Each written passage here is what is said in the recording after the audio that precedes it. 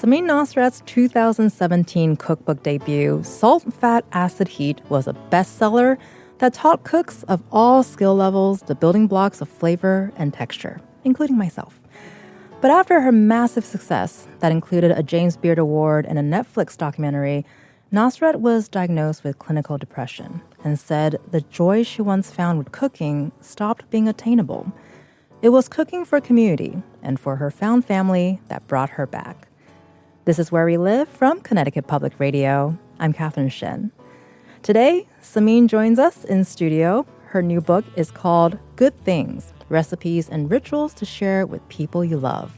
Samin, thank you so much for joining us today. Thank you so much for having me. So your new book, bit of a departure from Salt, Fat, Acid, Heat, and for those who are not familiar with it, there you really encourage people to embrace the idea of not needing a structured recipe per se, and that any ingredient can make a delicious meal. So tell our listeners more about, what was happening in your life in between then when you started thinking about what you wanted next for your new book. So I published the book, which was so successful, and then we turned it into a documentary series for Netflix, which was also just like, Netflix is in 220 countries, so it went out to the whole world. Mm-hmm. And I was just sort of responded to with so much love and praise and acclaim and positivity, which is wonderful. And really, in so many ways, all I ever dreamt of. My parents are immigrants from Iran. I was born and grew up in California. I very much sort of was like a very typical child of immigrants, sort of striving to achieve and be recognized for my achievements. And so here I was achieving and being recognized for like the very biggest things in my field beyond what I ever could have dreamt of. And that felt really great. And also it was really destabilizing and a little bit confusing. And, once I had some quiet after like almost 3 straight years of sort of working, putting things out and traveling, I started to realize that the thing that had been driving me, I think on some level, I believed if I did reach those heights, I would feel okay. I would finally feel full and complete and happy, and like this sort of sadness in my heart would be resolved and addressed, And I always say like loneliness is my oldest friend. Like there has just been a sense of loneliness in the core of my heart since I was a little kid. And here I was in the aftermath of all this attention, and I was still lonely. And I kind of was really disappointed to realize like all of this work that I'd done hadn't resolved this issue. And it's not to say that I believed it consciously that that it would solve it. It was just sort of unnerving to realize I was still where there I was, still where I always was.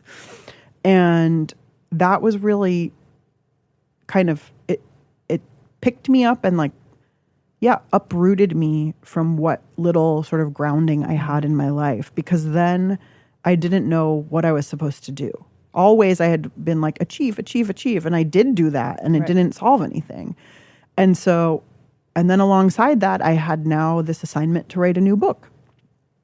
And I'm not an actor. I'm not very good at faking things. So the joy and sort of passion that I express about cooking, both in my writing and on the show, is all very genuine and authentic.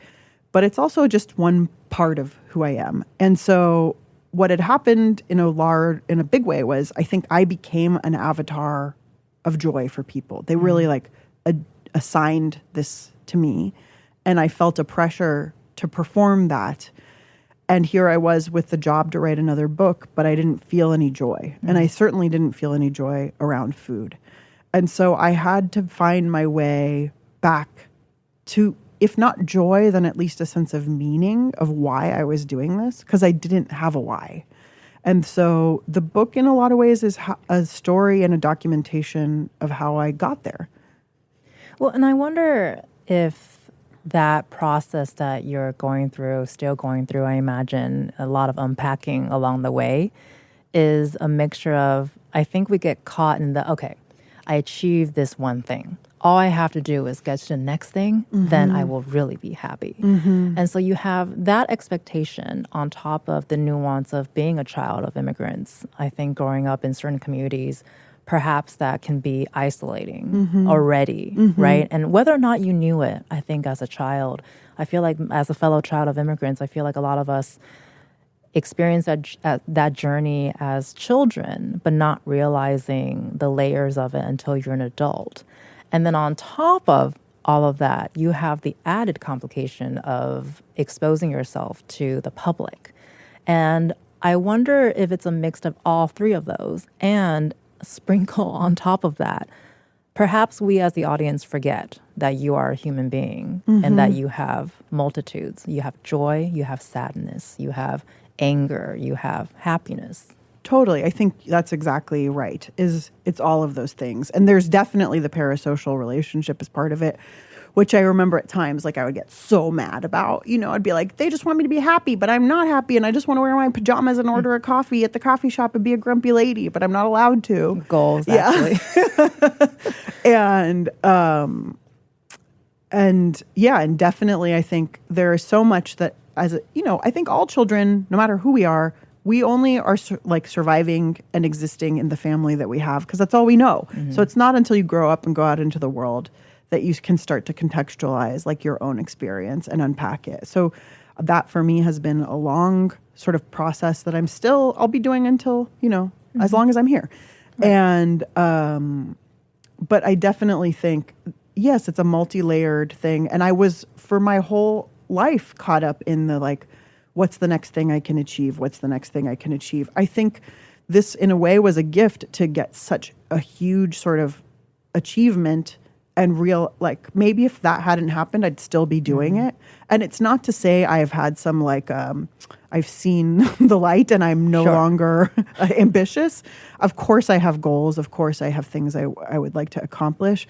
I think they're just not the main driver of my life, at least right now, and hopefully never again.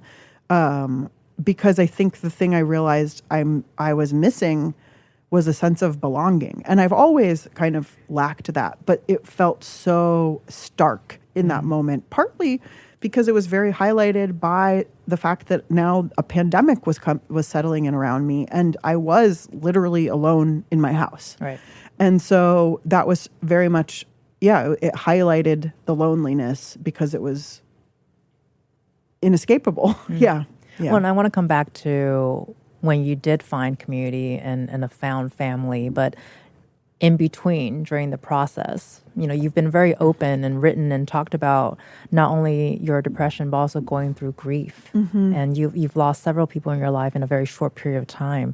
Can you tell us more about that experience and how that informs you? Yeah, I mean, in a way, the first sort of wave of grief wasn't about a recent death. It was like a very belated realization, a 40-year belated realization about the loss of my sister, who when my mom was pregnant with me, I had an older sister who was diagnosed with terminal brain cancer. And so I was born sort of into this already pre-grieving family. And my sister died when I was a year and a half old.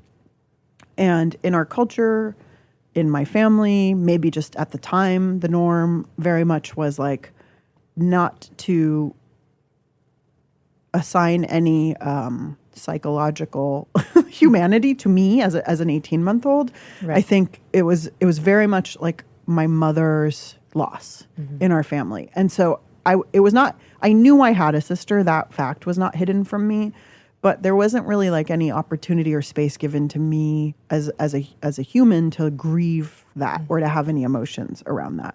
And so I've always kind of been very matter of fact, oh yeah, I had a sister, but she died. That's kind of the way that I would talk about it. And in probably 2021, I was reading a draft of my friend Laurel Braitman's memoir, and she lost many. She's just had the sort of loss after loss in her book, and it was very much about grief. And after reading sort of about the series of profound losses in her life, I felt so moved, and there was something very familiar to me in this book. And I remember thinking to myself, this is weird. Like, what about this is familiar to me? Like, I've never lost anything. And it took me a few weeks before it occurred to me, like, oh, maybe this feeling of loss is actually about my sister. And again, also simultaneously, this thing happened that was so beautiful and profound, which is I live in this little community of 4 homes built around like a central courtyard. And we have neighbors ranging in ages from like, I don't know, 6 to 80 right now, like multi-generational. And so at the time, our youngest was 1.5. And in the mornings, he would come knock on my door and say hi to me and say hi to my puppy dog, Fava. And he was just like so vibrant and alive. And he was not incredibly verbal, but there was a whole person there, you know, like a whole personality and a whole person. And so over time, I realized like, oh my gosh, like Nico's the age I was when my sister died. And if his older sister, who he loves and worships, were to disappear tomorrow, then and nobody ever talked about it again, then of course he would be bereft and have this like deep sense of loss inside of him that would be inexplicable to him for the rest of his life. So I think by seeing someone the same age, I was able to have compassion for myself. And so that set me off on a multi-year journey of really processing and getting to know this grief, getting to know my sister, and understanding what like her presence and her loss meant for me in my life, in our family. And because in my family and our culture, there's so much that's left unsaid for a lot of complicated reasons. Like sometimes just information is just willfully kept from me.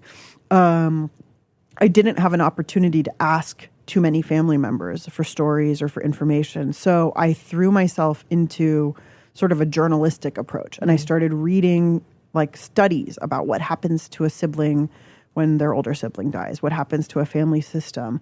I did multiple types of therapy to try and sort of resolve or process this. And that was really sort of the first step of my grieving. And then just when I was sort of resettling after that, then my dad, who I was estranged from pretty much my whole adult life, he had a traumatic brain injury and ended up on a ventilator, likely to never wake up. And so that was this new level of like chaos and melodrama for me and my brothers in our life. And that took about 6 months for us to sort of advocate for him and care for him and like be with him as he died. And that was its own complication because of course there's a grief in losing a parent. And then also there was a whole level of like complexity and grief and confusion and pain because this relationship with this parent was really complicated. And my dad was not, he was not always a safe person to be around. And so it was just so much. And so after this like wave after wave of, loss and grief, I really was left with the clarity of like, oh my gosh, like life is so short, you know?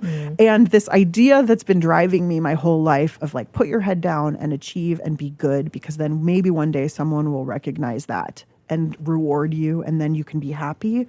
I was like, oh no, that's flawed. There's a flaw in that. And actually like I have to live my life as much as possible now because I don't know how much time I'm going to have. And so, and sort of as that was sort of occurring to me and I was realizing how valuable time is, I was also finding my way back to cooking and really started to understand cooking as an opportunity to choose how I spend my time, who I spend my time with and for and on, and that this, in fact, that time is the most valuable and precious gift that I can give to anyone. Well, I think time is a reoccurring theme for you, right? In terms of how you see it, how you treat it, how you use it, what's given to us, right? Like you mentioned, and I'm glad that you were able to find your way back to cooking. What was it like finding that joy again after losing it for so long? It was really incremental, I'll say. Like it wasn't, there was not like a... not like a moment of there was not a moment. We all wish sure. that happened that way. Yeah, it was really incremental. And I think a big part of what really served me was narrowing my focus.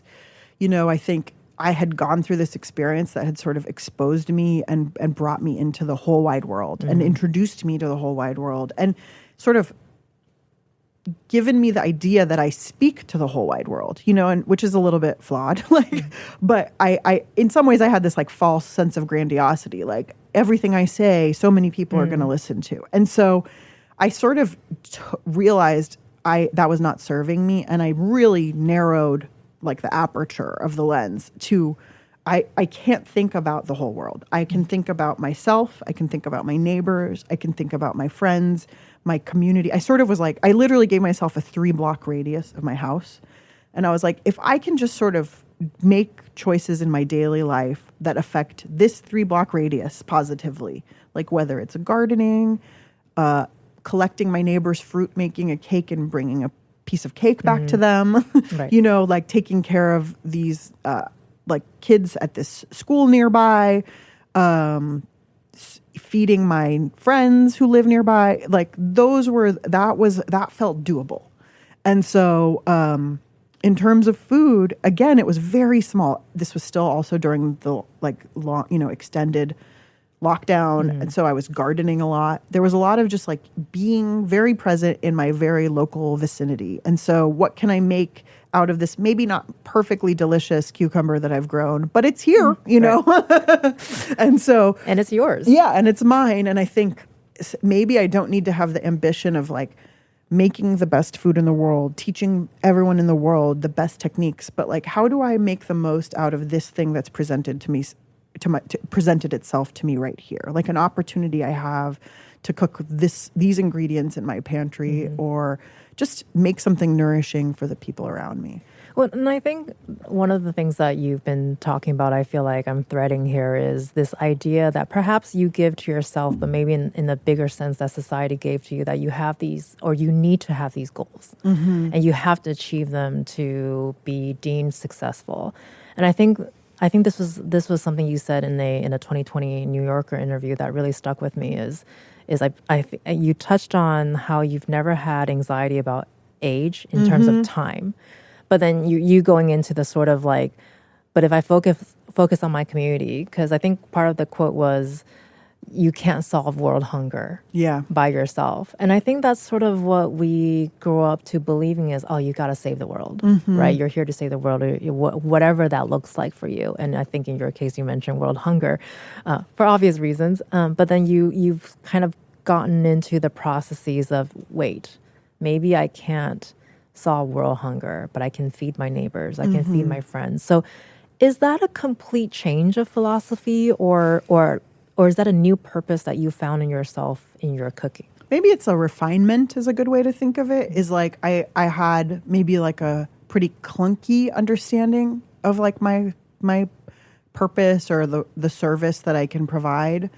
And that this is a refinement that also includes me as a part of the formula. I think a huge part of what I am trying to say in this book, in a way, in so many different ways, and I think what I'm trying to is actually just something I'm trying to say to myself, which is like, maybe you're already enough. Like maybe you don't have to earn and deserve everything, and so maybe the simple things that we cook, like maybe the things we cook for dinner for ourselves and the people we love, they probably don't have to look like a restaurant meal. You know, like it doesn't have to be glitzy and glamorous to be good and worthy and nourishing. Maybe like the amount of effort or time or energy that you have to give is enough in any given moment.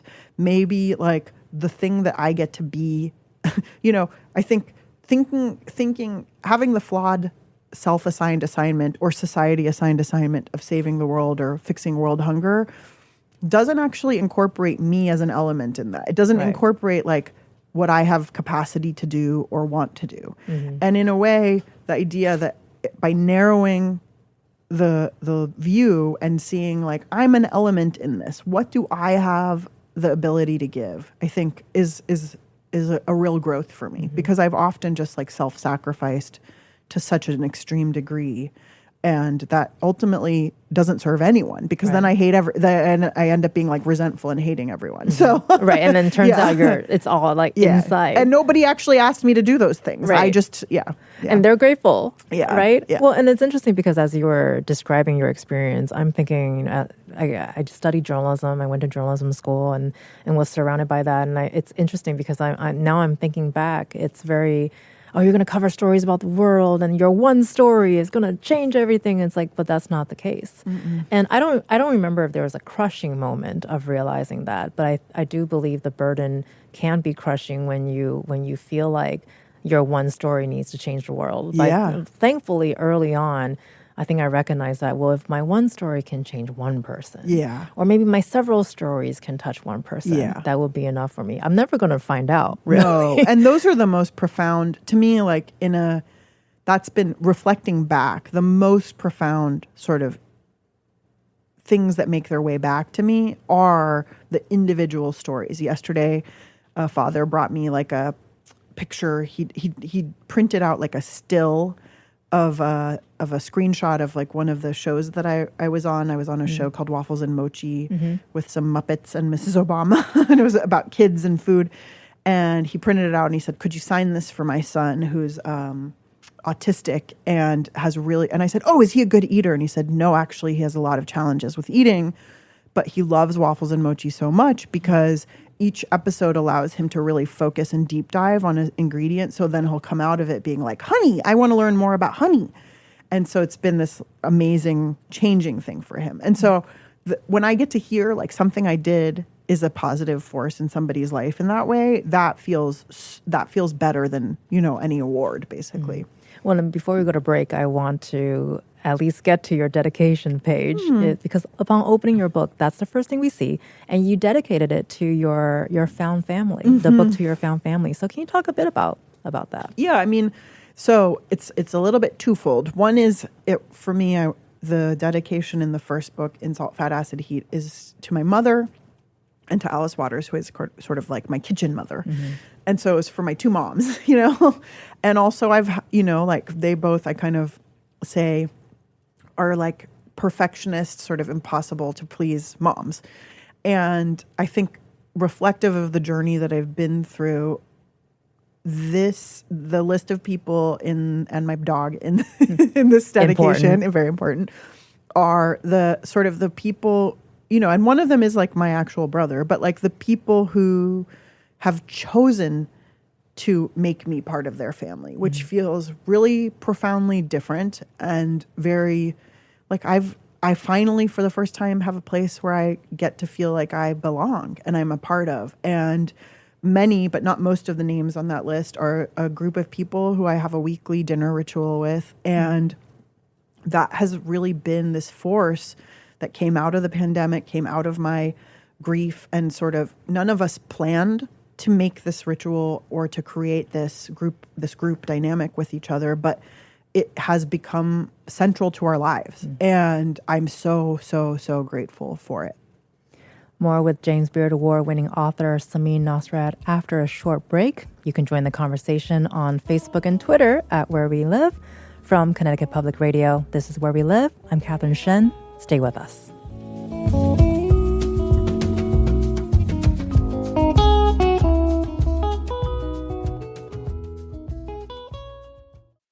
This is Where We Live from Connecticut Public Radio. I'm Catherine Shen. Samin Nosrat taught a generation of cooks and food lovers to lean into their intuition. Her book, Salt, Fat, Acid, Heat, helped many understand the building blocks of flavor. Her new book is a departure that inspires the chef in all of us, not only to cook great things, but to share them with the people you love. Today, Samin is with us in studio. So Samin, we've been talking a lot about food and people and how sometimes it's not just about the food, it's about the people as well.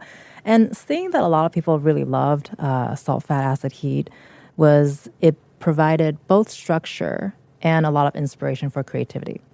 And so how did you continue that theme of providing recipes and guidance, but also allowing freedom for your readers?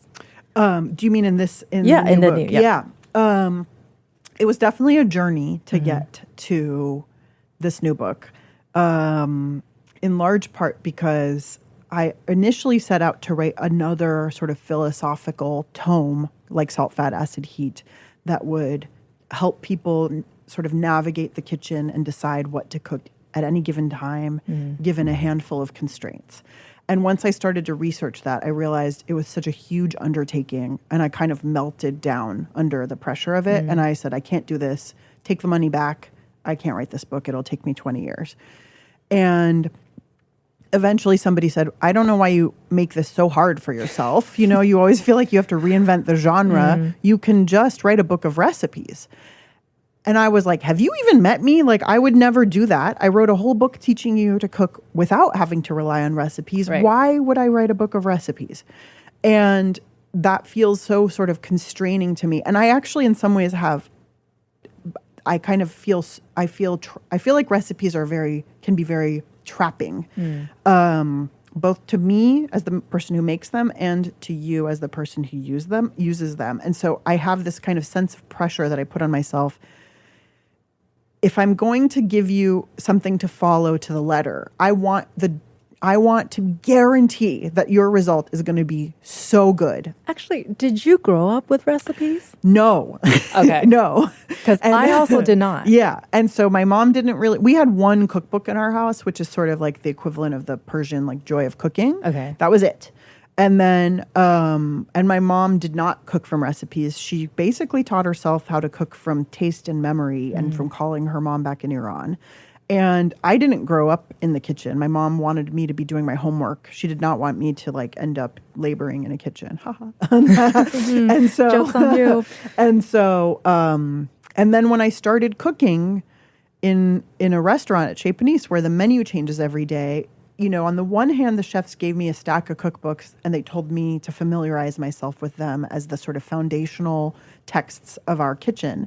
But that was not what I saw reflected at work. At work, I got to work every day, and cooks sort of knew how to make everything under the sun. And so the chef would present a menu, a completely different menu every day, and say, today we're making this, today we're making that. And then the cooks would be assigned their dish and go make it. Right. No matter what it was. And nobody was saying, 4 tablespoons this, 2 tablespoons that, 375. I'm not going to lie. I did not have any measuring utensils until college. And the only reason why I have measuring cups is to measure my oatmeal. Oh, I was going to say, was it your rice? Yeah. Yeah. Close. Yeah. And so, And so I spent a lot of time figuring out how to sort of communicate what I saw happening in the restaurant kitchen to home cooks, which became Salt, Fat, Acid, Heat. And so the idea that what's on a single page, if I follow it, will produce the same result for me in California, you in Connecticut, somebody in France, you know, anywhere you are, is kind of, I'm like, that is such a huge and flawed premise. Or that you'll even get the same result time after time, because so many things in our cooking are constantly changing. You know, even the oranges we buy at one time of year versus another time of year taste different. So how can the orange juice even be the same? And multiply that times 1 million ingredients and 1 million steps. And so I don't know if you can tell by this point, but I'm very neurotic and I really overthought this. And I put all this pressure on myself to deliver a very good recipe. And also, the other thing for me is when I'm teaching people how to cook or like trying to guide them, what I want to do is show you how you actually know so much more than you think you know. Right. And so if you're learning how to make a stew, you also implicitly know how to make a soup and a braise and all of the different names for all of that in all of the cultures around the world. Because to be totally honest, like there's only a handful of ways that humans have figured out how to cook stuff all around the world. And there's just our sort of like spins that we put on them, you know? Right. And so it's like, I want to connect all those dots for you. So you understand, like today, maybe you're making something from Taiwan, but tomorrow you can use those same techniques to make Mexican food. Right. And what I've realized is people don't always want all of that information. It doesn't actually help. And so what's been interesting is in the wake of sort of the show coming out and the book coming out is so much of the feedback I get is, wow, Salt, Fat, Acid, Heat really made me a much better cook. Like it changed the way I look at cooking. But if an equal, if not greater proportion of the feedback is, I just made your chicken, or we make your focaccia once a week at my house, or that lasagna is our special event dish, or this rice means so much to me. And so as I started to see the feedback and understand that like how people were actually interacting with what I had offered was almost always a recipe, I was like, oh, maybe actually the way I can be of the greatest service is by offering recipes, even if I find them sort of innately flawed. But if I can explain what my tension and my friction with them is, maybe that'll be, if nothing else, helpful for me. And then I can choose different structures of recipes to convey, to communicate this information. So for like a more complicated dish that maybe has more steps or is involves baking or precise measurements, recipes in the book tend to look really familiar, and they're a list of ingredients followed by a list of steps to follow. But there's also sort of visual matrices that we created so I can connect a lot of those dots for you. There's some recipes that I write in a sort of a multi-paragraph story about a silly thing that I made once. There are, and then there are just some sort of recipes almost in that joy of cooking format where I love the joy of cooking because they cram so much information into in such little space, but they don't separate out the ingredients list. They just sort of bold ingredients. And so what made sense for any one particular category of cooking is what I sort of used in Good Things. So it isn't actually the same page after page. It's very much like each chapter has its own purpose. Well, it sounds like it's more storytelling, less like a manual. Yeah. Right. Yeah. And also like I worked really hard with my like very close collaborator, recipe tester, over the course of 5 years to test and retest them to make sure that they would work. So the recipes do work, but I just had to get to a place where I was like proud and comfortable, with what it was that I was putting out. Well, it sounds like the feedback helped you actually let go of the perfectionism in some way. Because it feels like a mix. Like the stew that you're making here. Yes. Oh, yes. Is a mix of riffing and perfectionism. Yeah, for sure. And it's not even, I think also part of my job as a recipe writer, I feel like, is to give you the right amount of information and the right specifics to both feel confident, like I tell you the things that are sort of like non-negotiable, right? But I also sort of do my best to point out the moments when you can maybe veer from what I've written or what I'm suggesting by giving sensory cues, by giving, very options of variations, by saying, oh, this is where you can be loose. You can use any other herb if you don't have this one, and it won't make that much of a difference. Or, no, it's absolutely essential. Do not substitute the Parmesan, Yeah. And so I want to ask you if how did you end up selecting the recipes in your book? But before we go there, just because you just mentioned this, I think there's a lot of experimentation going on, and you encourage that. Yeah. But when you're experimenting with someone, I think there's an expectation that you're going to fail. Even though when you do, quote, quote, fail, you're still shocked by your failure, right? So when you're trying new things, most of the time, you have no idea what's going to happen, even though you have a recipe right in front of you. So do you find joy in that process or inspiration from that process? Or maybe it's a little bit of a frustrated joy? Oh, I would say it's both. I think it just depends the mindset I'm in. So sometimes I assume that I have to nail it the first time, and that's when I inevitably am going to be disappointed. And often it's because I've put some sort of time pressure on myself or some other pressure to deliver big the first time. Right. But when I am able to approach it with open-mindedness and a sense of curiosity, I think that's when sort of I'm able to actually see what is special or good that I can then take instead of feeling like the whole thing is a failure. So an example, and this actually answers your question about how I decided certain things to keep and leave out, was here, let's talk about chocolate chip cookies, which is everyone, classic. There's so many, and there's endless sort of variations on the chocolate chip cookie recipe. And I've always believed that the Toll House recipe is just a pretty freaking great recipe. And so to me, if you are going to give me a chocolate chip cookie recipe and it's not going to produce cookies that are better than a Toll House, then I don't want to do it, because often there are extra steps, or you have to do different kinds of flour.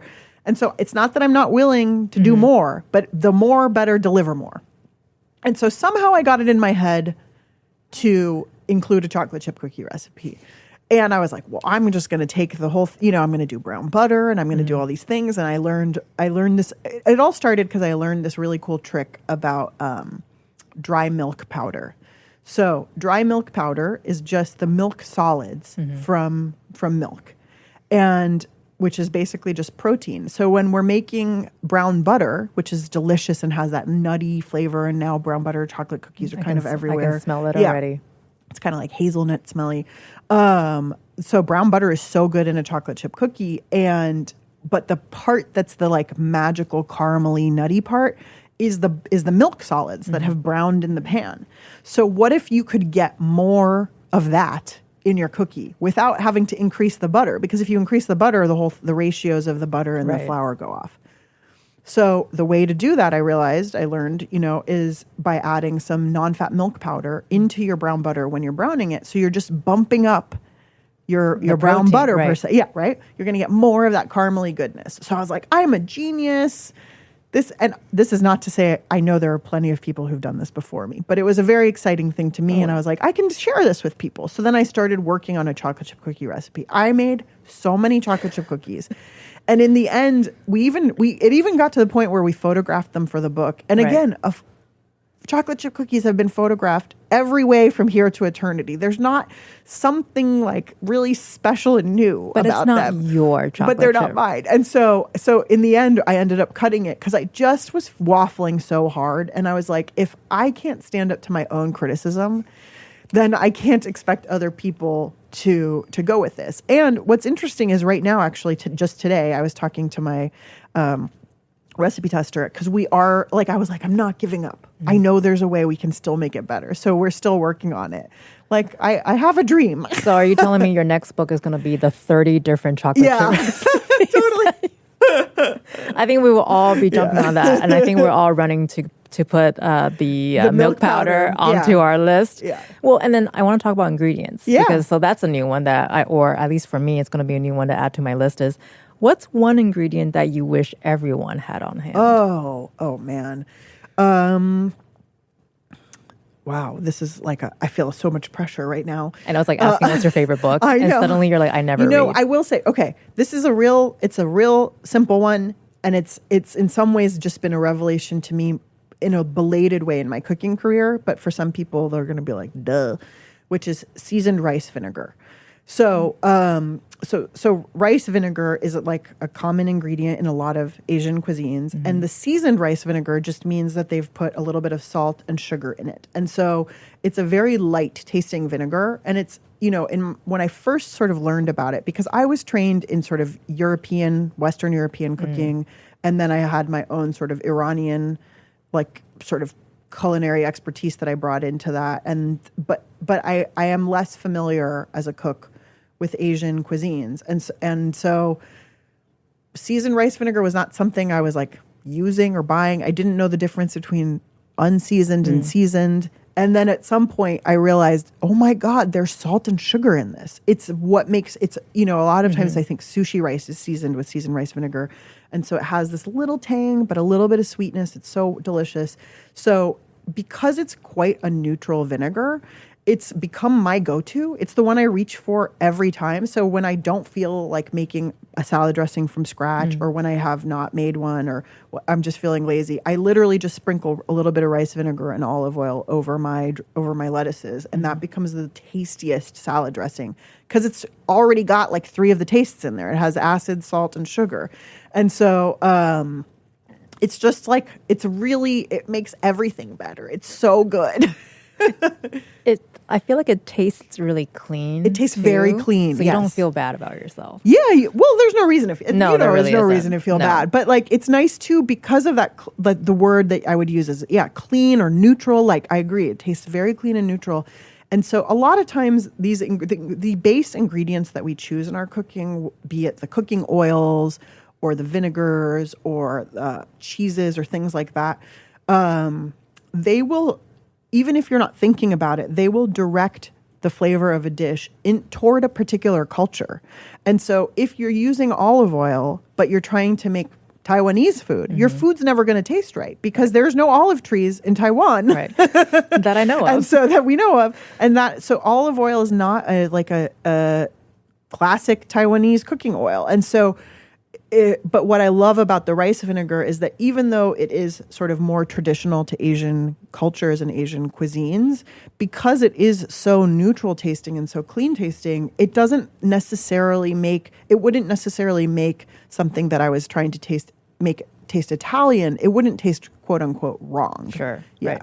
Well, I mean, with the quote unquote wrong, especially with your new book, Good Things, Recipes and Rituals to Share with People You Love, you go around the world, really, the recipes. And why was that important for you to be able to explore that? I feel like the world, like the food is the best part of the world, like the universal language. Yeah. And it is, there are so many delicious things that I have, been exposed to just whether by sort of physically traveling to a place or by, traveling through a cookbook and or going to a restaurant and eating their food. And so for me, I kind of feel like I'm a little, I don't know, a magpie or something, collecting like all of the little delicious things in my life. And all I ever want to do when I find something really good is share it with people. And so I'm like, oh my God, did you know this? Right. Like that's the sentiment of this book is like, oh my God, like these are the things I've collected. And so they're not just from one place. They're from sort of my broad experience in life. And sometimes it is a little bit of like taking something, one example is sort of there's a chapter that begins the book that's kind of these like pantry items that you can make to sort of then use to as condiments or use to build other dishes on. So whether it's things like having a jar in your pantry of shallots that you fried that then you can sprinkle on top of a soup or a rice, or making a Calabrian chili crisp, or having a green salsa or a herb de labneh. And so one of these components is it's a preserved lemon paste. And so preserved lemons are like a traditional sort of ingredient in North African cuisines. And that was how I learned about them. And because I live in California and there's citrus trees everywhere, a thing I was taught to do as a young cook was to make my own preserved Meyer lemons, which is very simple. You just salt lemons and you leave them on the counter for 3 weeks until they're really cured and quite fermented. And then you transition it to the fridge. And then when you're making a tagine or a Moroccan-inspired thing, you can add these lemons into the dish. But the truth of the matter was, like, as much as I loved making the preserved lemons, I was not very good at using them up because I'm not making that many tagines in my daily life. Right. And so I often would be like, why did I do this? And then they kind of sit there and turn gray over time, and it's just less appetizing, and they start to taste a little bit metallic, and I don't know. Now you're sad. And then you're sad. And so one day my friend, Chris Crawford, has a vinegar and fermentation company, and she has sent me something to try, and it was a jar of pureed lemon paste. So she had just literally taken the lemons and then pureed them once they were preserved. And I realized, of course, like you can take this puree and add a spoonful of it to so many different things and get this kind of wonderful kick of like salt and lemon and umami, and I can stir it into my yogurt. Recently, I made a soda. Like I just stirred a little bit of the puree into fizzy water and a little bit of agave syrup. It was like salty lemon soda that was so good. That sounds amazing. Yeah, or like I made frozen yogurt where I stirred some of the paste into yogurt and froze it. That was delicious. But also you can add it to vinaigrettes or braises or soups or like salad dressings, anything. And the one thing then, when I was making it, I was like, what if I added a little bit of fresh turmeric root into my jar of lemons, and then when I puree it, the whole thing becomes this incredible sunny yellow lemon color, sunny lemon yellow color. And so instead of sort of sitting in the fridge and like turning gray and sad over the course of the year, every time I open the fridge now, there's this like beautiful, like, canary yellow paste.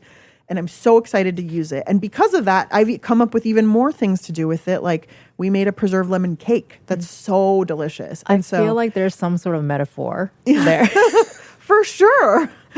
Well, and it sounds like too, where I think you have favorite good things to put on everything. And that seems like that's one of them. That's one of what's funny is my relationship to the lemon paste really has like developed since I finished the book. And so many of my ideas are post-book because I keep using it. Like that's the other thing I really feel about the book is that it is a very accurate sort of portrait of my life in this moment. It's a document about like who I am. It's, you know, pictures of my actual home, my actual stuff, the food we actually eat and cook, the recipes that I really make and share on a daily basis. And that's why almost none of them are like project cooking. There's a small handful of things that might take a whole day or a whole afternoon, but almost everything else is just something that I make because I had this laying around, you know, and I feel like that is what I sort of came to realize, going back to what I was saying before about trying to be a little bit nicer to myself or not beat myself up as much.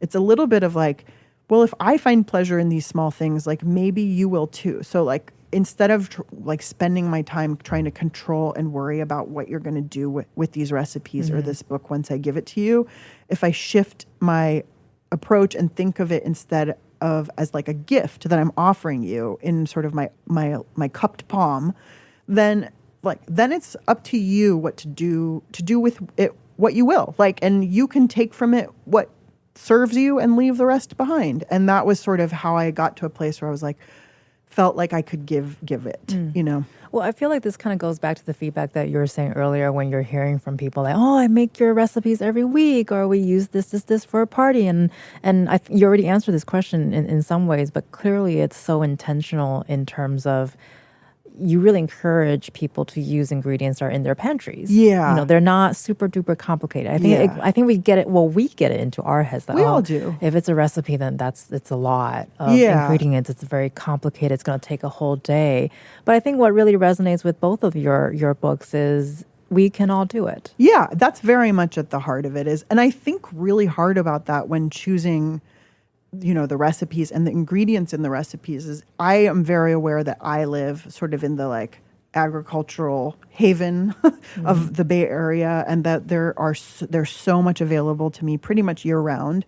But I always try to place myself outside of that when I'm shopping for the ingredients to test with, when I'm choosing, you know, how many steps to ask you to do, because I am very aware, like, you know, as a person who's also followed recipes in other books for 20-something years, like I've had my own experience of being like, oh, I'm really excited. I'm going to try and make this thing. Oh, I have to make 2 special trips to specialty stores to get those things. Right. And then I have to spend a whole afternoon making it. And then you do it and it's not that good. And that's a real disappointment and like I feel betrayed and angry sometimes. And so I don't want to cause that feeling in anyone. So I will say it's not that I have no obscure things, but if I'm going to ask you to do it, there's a reason why, and I'm going to tell you the reason why, and also give you the option to leave that out if you want. Right. And it's probably not only for that one recipe. Yeah. Hopefully. Yeah. Well, and so you're coming to us at the cusp of fall, I think, in Connecticut. It feels crazy because it's still summer. It's so warm, but yeah. But, you know, but in a few days it'll be fall. Yeah. Exactly. And so do you have any favorite soups or favorite fall foods that you think our listeners should check out? Oh, yeah. I mean, so I will say I do love winter squash a lot. Same. And I love it a lot more at the beginning of the fall than at the end. You know, when it's still new. Okay, so we are going to need an early fall soup or an early winter soup and a later winter soup. Okay, great. And so there's a recipe in the book that I make it's a newer breed of squash called sometimes honey nut. And sometimes it's called 8-8 squash. And it was developed in sort of concert between a chef named Dan Barber in New York and the farmers he works with, who grew, basically Dan Barber at some point was interacting with a farmer and was like, you know, I think the farmer was lamenting how much water it takes to grow a squash. And Dan Barber was like, that's crazy, because the first thing a chef does when he gets a squash in the kitchen is cook all the water out. You want to roast the heck out of it to get it all caramelized and sweet. So what if there were a way to grow a less watery squash? It makes the whole process more efficient, right? And so you've probably seen them. They're like these, they almost look like miniature butternut squashes. And so they're more widely available these days. They're maybe about 10 years old. So they've kind of infiltrated into the market. So I love them because they're so concentrated in sweetness and in flavor. And truly, I just have them and roast them sort of skin side up. And then you can or maybe even peel them and roast them in pieces. And then I would love making like any sort of I call it a salad, but it's really a side dish of roasted vegetables that's like served at room temperature. And from there, now you can build on this thing. So you have this like caramelized sweet butternut squash or honey nut squash. And so what's going to heighten that is a little bit of acid. So you could put some pickled onions on there. You could put any fresh herb to sort of perk up all of that dark, heavy caramelization. You could drizzle it with a little maple syrup if you wanted, or chili crisp would be a great topping. So that's kind of like, and there's a whole rubric in the book for making all these types of side dishes. And I think butternut squash or carrots also make a delicious soup.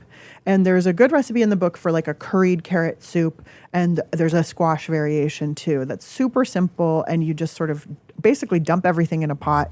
And when it's soft, you puree it. And that kind of thing is just like so simple and so warming and really nice. I'm a huge what's in the fridge, just dump it all in a pot type of person. Yeah. So that's perfect for me.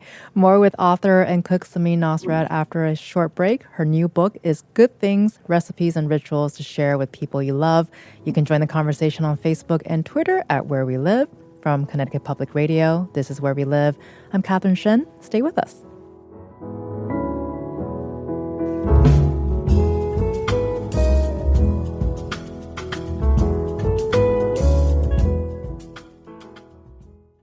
This is Where We Live from Connecticut Public Radio. I'm Catherine Shen. This hour, we're speaking with James Beard Award-winning author Samin Nosrat. You might know her from the best-selling cookbook, Salt, Fat, Acid, Heat. Her new book is Good Things, Recipes and Rituals to Share with People You Love. It's a collection of recipes and essays that might just inspire you to gather with those people you love to share a meal with, or perhaps even start a ritual. So rituals, huge theme in your new book, Samin. What was the process like building your own sort of dinner party or dinner rituals with the people you love? It definitely happened sort of by mistake, or as maybe not. Most great things do. Maybe not mistake, but let's say serendipitously. I would not say it was some like great intention, even though for many years I did have my own dream of creating a weekly dinner ritual inspired by some that I sort of participated in with other friends when I traveled. But my life was, I was traveling so much. I also really had this excuse that I felt was kind of hypocritical, which I believed. I was like, I could never do that because I don't have a place for anyone to sit, because I lived in a really little apartment and I was like, what, I'm going to make them sit on the ground next to my coffee table? Even though I would always tell people like, it doesn't matter. People can sit on a couch. It doesn't. Yeah. And so I kind of had this whole list of excuses. One of them also was, I think the classic night for this type of gathering is Sunday. People always talk about a Sunday dinner. Right. And I thought about my own life, and most of my friends are parents of small children. And so thinking like, could I actually get people to commit to coming over week after week on a Sunday evening when like with their kids, when like that seems impossible. Getting people to put their kids in a car, come over with or without food. Like it just, anything with kids on a Sunday before school night feels like a big ask. And so I had a lot of doubt about it, and I was really sad. And that was honestly something I really felt in that loneliness that I was talking about, that like sense of loneliness that I had, that I've like done all this work, I've achieved all this stuff, and now I'm sitting here and there's nobody to share it with. So I really wanted a dinner ritual. I just didn't know how to go about making it happen. And then one day I was testing a recipe for I was trying to make like pork al pastor, which is a complicated street food that I was trying to sort of adapt for making at home, which maybe was not the greatest idea. And so I kept failing. And every time I failed, each time I'd make this like 4 or 6 pound pork shoulder. Right. So then I had all of this pork I had to eat. So my friend came over right in the midst of one of these trials, and she saw that I was really like down on myself, and she's like, what's going on? And I said, well, like not only is this going to be horrible and not work, but then I'm going to have to eat it for the next 27 meals by myself. And she was like, oh, we'll help you eat it. You can bring it over to us. And this was sort of in the like post-vaccine era where I was just sort of starting to think about, I can go over to people's houses again. So it felt in some ways like a lifeline. I was like, really? When Right. can I come? Right. You got to thank the pork. Yeah. And so she said, just come on Tuesday. And so I like packed up the pork and I came on Tuesday and we shredded it and we made perfectly good tacos. They were not the thing I had imagined, but it kind of didn't matter. It was just like a very good meal with our kids and our other friends who sort of live in the backyard. And it was so nice and natural that we were like, oh, well, should we just do this again next week? So we kept doing it. And this group of friends, I want to stress, was not like if you had given me a piece of paper and said, write down the people you want to create a dinner ritual with, I wouldn't have necessarily thought of these folks. They're my friends. I've known them for a long time, but they were not like my innermost circle by any means. But what's happened now, that's been almost 5 years, I think it'll be, I guess we're going on close to 5 years with these dinners, is that they have become my closest family. They have become at the center of my life. And this Monday dinner, we always sort of jokingly say is like our religion or it's church. And in fact, we just had our first book events like right before I left home last week, and the kids came and afterward they were texting me and they were saying like, oh, wow, like I get it. Like, 42 isn't the meaning of life. Monday dinner is the meaning of life. Like, and to see kids like really sort of understand and look forward to this thing is so special. And it's not, again, I want to be clear, like, sure, some of the time I was testing recipes or I'll cook something that I'm so excited to cook and bring it over. But I definitely don't do everything. I don't determine the menu on my own. We all do it together. Sometimes I don't even make anything. And I think that has given me a whole new understanding of what it means to like be like of hospitality, what it means to be generous, how to accept generosity, how it is to be part of something, and how it is to like create something together. And that has been like such a gift to me in my life. When I was going to say, following the theme of 42, I think don't panic is another one for what we're talking about today, especially when you're talking about not like you're making a meal for everybody, but then there's a sense of consistency and communication. Everyone has to kind of be on the same page in order to do this, right? And so I think for many of us, as you mentioned earlier, everyone's busy. Everyone's living their lives. And so it's really hard to get anyone together and fit everyone into a schedule. So I think you kind of touched on this in some way, but for our listeners that might want to try this out with their friend group, where should they start? Because it doesn't have to be anything big. No, it doesn't have to be anything big. And I've thought a lot about this over the years, and I did put a rubric in the book for like how to create your own, because I do think we sort of accidentally stumbled into some things that have made it a lot easier for us that seem a little bit unconventional. So I think when people think of, oh, let's start a group meal, a lot of times they're like, well, it should be a potluck and we should share the responsibility of hosting. And I would not call what we do a potluck at all.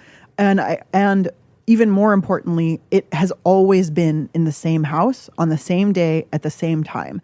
And because of that, there is so much less that we have to communicate about. There's not the sort of, you don't have to do a spreadsheet. You don't have to do a doodle poll. You don't have to figure out when people are available. We all know that Mondays are holy for us, and that is sort of cleared on our schedules. It's in our Google Calendar. And so because of that, then everyone is committed. And so I think having full buy-in from everyone is really important. And I think also just reducing the amount of variables. And because of that, then that allows us, if somebody has a surplus of something, then they make all of the soup for us that week or whatever. And so really the communication on the text thread is almost entirely about fun stuff. It's about what are we going to have? Who's going to come join us at the table? What fun thing is happening this week?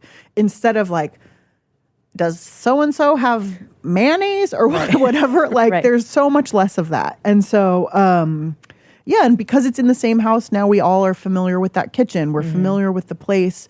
And we've been able to create sort of like a lot of things to look forward to, which I also think is really key. I think if you think of this as something you have to do and a chore, it's not going to work. It has to feel like a gift. And so however that is for you, however you can make it feel special and something to look forward to is really important. So, for us, like, we're all big gardeners. And so we'll send the kids out into the yard to make a flower display, or like just a vase of flowers, or maybe your thing is music and you've made a special playlist that you play every week. Or maybe like you're a big wine person and you've been saving all these fancy wines, and like, why save them? Like, start drinking them, or whatever. But if each time is an opportunity to look forward to rather than a chore you have to get through, I think that is really crucial. And a lot of the things that I sort of read about ritual and came to understand about ritual and understood that we had sort of accidentally stumbled into are based on sort of the scaffolding that a lot of the time religion will give us, right? Religion, one of the beautiful things of religion is that it creates a community where there is full buy-in. And so if everyone knows they have to go to the temple of worship on Friday or Saturday or Sunday. And so there's not a convincing, because you just understand that's part of your week. And so in that way, I think we sort of have created that for ourselves. Well, and I think it's amazing that the buy-in is also everyone with their children. And that's one of our favorite things actually about your new book. And it made me kind of, I was trying to remember, way back when I was a kid, I don't think I was ever not invited to like an adult gathering, right? Like, I mean, there might be like the kids table, but that's fair, right? So I was always in that environment where it was welcomed, and it seems like this is the case because it's not the case for a lot of people, right? Or institutions. Or I guess like dinner party. You're right. Yeah, there is a lot of leaving out of kids, but to me, one of the joys is like, for one thing, it's sometimes a drag. I won't be wrong. Like I have to like, I love spicy food and I have to always sort of like hold back the spice because of the kids. Right. Like I did witness one of our friends' kids who had no idea what he was eating, and then it was too late. He was crying. Oh no. It was so sad, but kind of funny, but that so is sad. Kind of funny, yeah. But one of the beauties of children is that they are like ruthlessly honest. Right. And so for me as a person, who, like, I'm constantly sort of looking for feedback because I want to know how I can make stuff better. Well, you're going to get that. Yeah, kids will always give that to you. But sometimes you're like, come on, like you ate chicken enchiladas last week. Why are you not liking them this week? Like, so it's just, I think it's a very good reminder that like that this whole thing is an experiment, and it's a living experiment. And so that, I think, is another part of what makes it crucial to have the like full buy-in and the consistency, because that way, like if one of the dinners is a bust, or a kid throws a tantrum, or this week they're like, I'm now a vegetarian, I don't eat whatever, and you've like shown up with a roast chicken, there's kind of, the pressure is not as high to have a great night or to have a great meal, because you know that there's next week. Whereas I think in our very busy lives, when we have created this thing where you decide in 4.5 weeks that your friends are going to get together and everyone's going to cook, there's so much pressure for that night to deliver, socially, sort of connectively, like maybe culinarily. And that's a lot of pressure to put on one evening, especially if there's kids there, especially if like just, we all have feelings. Everyone has feelings. And sometimes those feelings are big. Yeah, totally. And so I think having the consistency means it's okay. It's okay. Like, it's okay if this one's a bust. And sometimes they're a bust. Like, what does it mean for you to be able to find that? Especially, adult Samin, looking back at maybe kids Samin, when you felt lonely. I mean, even when you were an adult, you felt lonely. But now that you found your community, and I hope that it's continuing. Yeah, right? it does. Yeah, I'm missing a few for this tour, but I get the updates. I'm like, I find out. I know what they're all eating. No, and I'm so happy to have this thing that I get to be a part of and get to celebrate and get to sort of feel like I have a home to return to. And I will say, like, I did not approach this book tour without a fair amount of anxiety, in large part because the last time I sort of returned home with my life sort of turned upside down. And the other day, as I was leaving my house to sort of embark on the first stop, I closed the door and I like said a little prayer to myself. I was like, okay, it's going to be different this time. And I really do think like I have done a lot of work in my life to create something that I'm grounded in and rooted in. And that, I have this home now that's part of this little community. I have this amazing group of people I have dinner with every week. I have, my dog and my girlfriend. Like I just have other things other than work that are propelling me in life. And I think that is so helpful. Yeah. Well, and I think we live in a world where we're very much reliant on certain labels or our personalities are revolved around the work that we do or the hobbies that we like.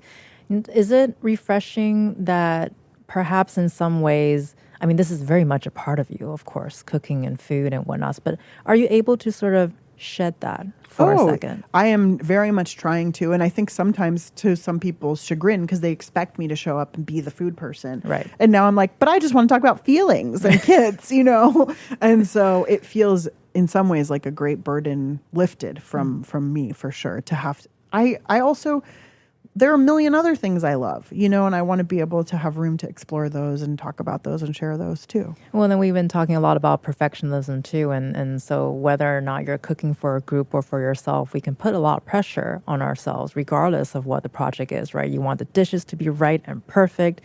What are some ways that recovering perfectionists can just let go and just enjoy being in the moment and enjoying that very simple, delicious food? Yeah, I mean, I think anything. So I would 100% call myself a recovering and sometimes not recovering perfectionist. But and certainly in terms of like hosting or cooking for people, I've always sort of historically had this idea that I have to do everything, take care of everything, make sure everyone is happy, not let anyone do anything.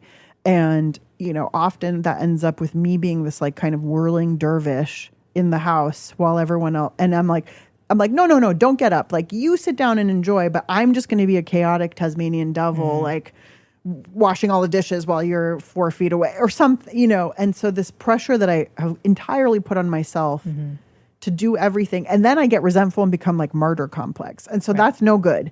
And I think I've realized in a big way, actually being part of Monday Dinner where I'm not able, like it's not my house. I'm not the host. I am not responsible for everything. It's taught me a lot about sort of, actually it's much more generous to be present at the table with people. And frankly, that's all we ever really want from anyone is someone's time and focus and attention. And so if I'm like insisting that I'm washing the dishes right now or getting up and doing 900 things, like I'm not at the dinner with you. And there's a sadness, there's a loneliness that I was often left with in the wake of dinner when people would come over because I'd be like, I didn't even experience that. And I didn't realize like I was doing it to myself. So a big thing that I do now is I've just lowered all my expectations and standards. That's a great way to do it. And truly, especially when it comes to people coming over, I just make much simpler things that can as much as possible be made in advance and either heated or not heated and served. And so truly it's stuff like barely marinated, gently warmed olives, a bowl of popcorn. Yeah. We love a bowl of popcorn. Yeah. Like, other things that, just room temperature roasted vegetables, like a simple one pot pasta, that kind of stuff, which is just as like truly just as comforting and nourishing to eat as anything more grandiose. And also, as I reflect upon sort of a lifetime of dinners at tables, very rarely do I remember the things that I ate. Right. Almost always do I remember sort of what was happening, who was there. They were making fun of me for being dense or whatever, Right. Like it's the memories. Yeah, it's the experience. Yeah. So it sounds like keeping it simple is a good way to go. Mm-hmm. Well, I appreciate your time, focus, and attention. Oh, and thank the you. generosity of your storytelling with us today. Thank you for having me. Of course, you've been listening to Samin Nosrat. She's a cook, teacher, and author of the James Beard Award-winning book Salt, Fat, Acid, Heat, and her new book is Good Things: Recipes and Rituals to Share with People You Love. Listeners can find our full conversation with her on ctpublic.org/wherewelive. I'm Catherine Shen. Today's show is produced by Tess Terrible. Our technical producer is Dylan Reyes. Download Where We Live anytime on your favorite podcast app. And thank you all so much for listening, and happy cooking and happy eating, everyone. Yeah.